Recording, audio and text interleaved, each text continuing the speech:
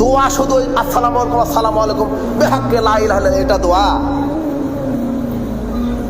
কোন কাগজে কলমে যদি লেখা থাকতো তাও সহ্য হতো, কোথাও লেখা নেই, এমনিতেই করে। দোয়া মানে খাওয়ার শুরুতে বিসমিল্লাহ, খাওয়া শেষে আলহামদুলিল্লাহ, জুতা পায়ে দেওয়ার সময় বিসমিল্লাহ, পোশাক গায়ে দেওয়ার সময় বিসমিল্লাহ, টয়লেটে ঢুকবেন দোয়া, টয়লেট থেকে বের হবেন দোয়া, ঘুমাতে যাবেন দোয়া, স্ত্রীর কাছে যাবেন দোয়া, গাড়িতে চড়বেন দোয়া, গাড়ি থেকে নামবেন দোয়া, বাড়ি থেকে বের হবেন দোয়া, বাড়িতে আসবেন দোয়া, বাপ মারা গেছে দোয়া, মরার পরে দোয়া। দোয়া হতে হবে নবীর তরিকায়। বেটা তুমি কিসের ক্ষমতা দেখাও, কিসের অর্থ দেখাও?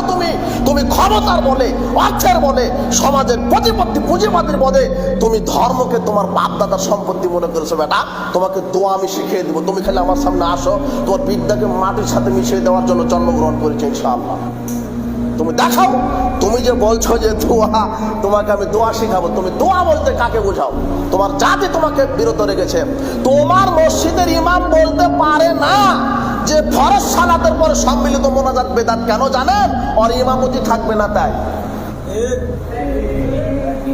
তোমার বাংলাদেশের এই খতিব বলতে পারে না যেই মসজিদের মাটিতে কবর আছে সেই মসজিদে সালাত হবে না, এই কথা বললে তার চাকরি থাকবে না, এই ভয় হক কথা বলে না। বেটা ইমামের তো জানা নাই যে দুনিয়া অনেক বড়, তোমাকে কে বলে সেখানে ইমামতি করে খেতে হবে? আর পৃথিবীতে কাউকে তার এলাকার লোক দাম দেয়নি। মুহাম্মদ সাল্লাল্লাহু আলাইহি সাল্লামকে মক্কাবাসী দাম দেয়নি, তাই তো মদিনায় যেতে হয়েছে।